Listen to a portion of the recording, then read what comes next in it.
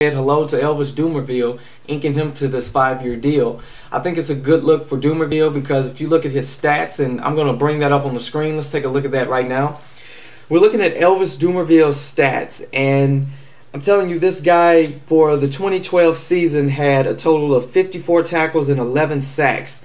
That was at least 2 more sacks than the leading sackmaster, Paul Kruger, who is now with the Cleveland Browns. So that's a good look for Elvis Dumervil. In his career, he's had 225 tackles and 63.5 sacks. So he's going to actually give the Baltimore Ravens a push, pretty much. A push with pass rushing because they've lost so many people, as I mentioned before. So this is a good look for them. And let's also look at the key players that the Baltimore Ravens did pick up this offseason. They not only picked up Elvis Dumervil, which they've got today, they've also picked up Marcus Spears, Chris Canty. So you look at these 3 defensive players that they picked up. Baltimore has always been known for their defense. You know, here lately now, since they've gotten Joe Flacco and have a great running game, you know, they can actually be kind of sort of balanced. But I really give Baltimore a solid, I have to give them at least an A+ getting Elvis Dumervil. Plus, you know, sewing up some of the defensive ties with getting Marcus Spears and Chris Canty. I'm not saying that this is going to fully replace what the Ravens worked so hard and had a great defensive system in place, you know, losing obviously a true Hall of Famer, future Hall of Famer, Baltimore Ravens linebacker Ray Lewis, and another Hall of Famer, Ed Reed. You know, those guys are going to be hard to replace. But getting these pieces in place will work great for the Baltimore Ravens. Now, of course, they still got a lot of work to do. You know, they did lose Kerry Williams to the Philadelphia Eagles.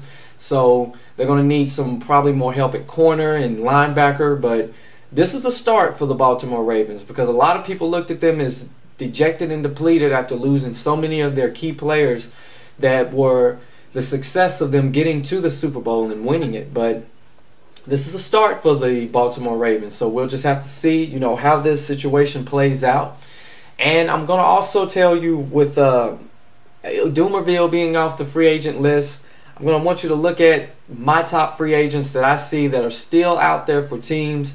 They're willing to pay them and bring them in. So let's look at the free agent defensive player list and offensive player list that I do have. I actually have more defensive players on here than offensive players.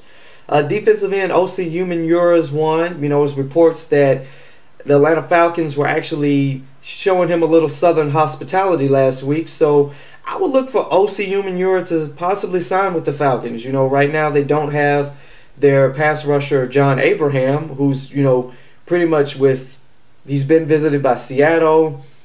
The Denver Broncos, I've heard, have shown some interest in him. So look for Umenyiora to possibly sign with the Atlanta Falcons.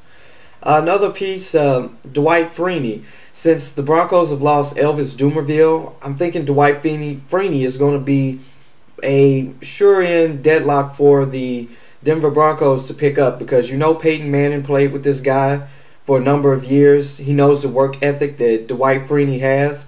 He knows Dwight Freeny can still bring it. The Broncos need that veteran leadership there, along with Peyton, along with the other defensive players such as Champ Bailey.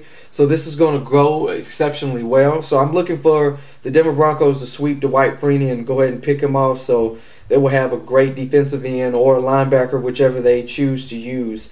One other thing, Mike Jenkins, cornerback. You know, he played for the Dallas Cowboys, and when Claiborne and some other players that got there for the Cowboys, you know, he didn't see that much playing time. So look for Mike Jenkins. It's been reported that the Oakland Raiders have some sort of interest in Mike Jenkins. So, you know, if Oakland, you know, they've been making a lot of deals with defensive players, signing Kevin Burnett, just a whole bunch of players, Nick Roach, you know, the linebacker for the former linebacker for the Chicago Bears. So look for the Oakland Raiders if they possibly can to get this guy, and he will be a great asset to the Raiders. I truly believe that. I'm not saying that the Raiders are going to make it to the playoffs, but they are in the rebuilding process, so I would look for the Oakland Raiders to probably nab him.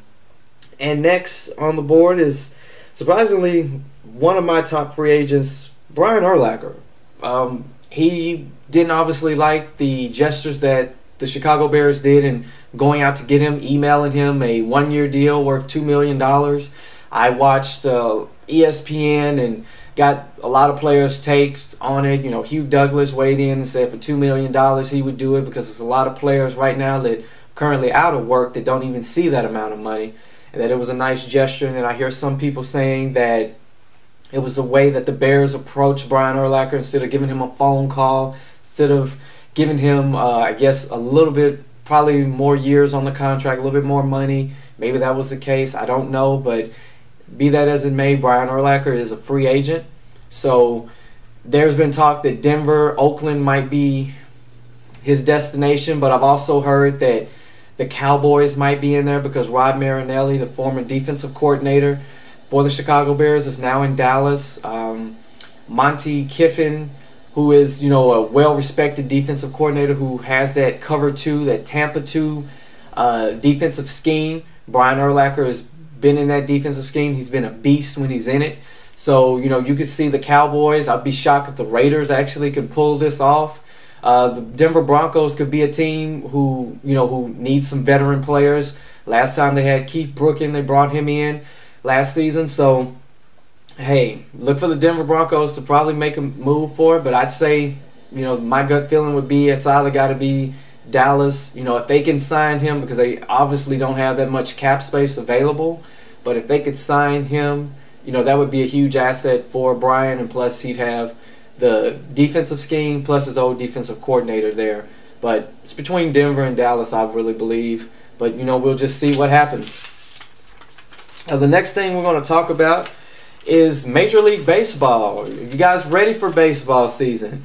Well, baseball season is going to start March 31st, and it's going to be on a Sunday, as the Texas Rangers are going on the road against the Houston Astros. So, guys, I want you to do is hit me up at HIcks23 on my Twitter.